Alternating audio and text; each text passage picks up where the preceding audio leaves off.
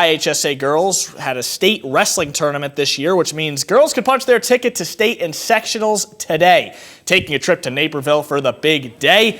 In the 100-pound class, Hananiga's Angelina Cassiopei gets the takedown for 2 points.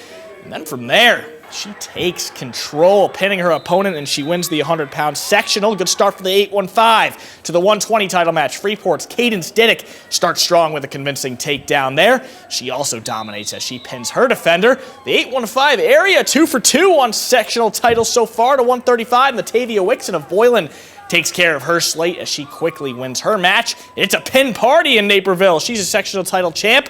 All right, 3 for 3 on 815 sectional titles. Rose Cassiopei in the 170 match. She takes advantage and she wins as well. 4 for 4 sectional titles today. Also, Oregon's Elizabeth Reuter and Duran's Lexi Carden are state-bound, finishing 4th in their weight classes. Girl power today in Naperville.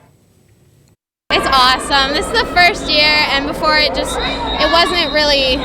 didn't mean as much because it wasn't through IHSA, and now it's like, wow, if I win, then it's just like the boys, kind of. I think it helps us grow so that more girls are willing to get into wrestling and see like, oh, now I don't have to face just guys. Well, congrats to all the advancing girls on a great and historical day at sectionals.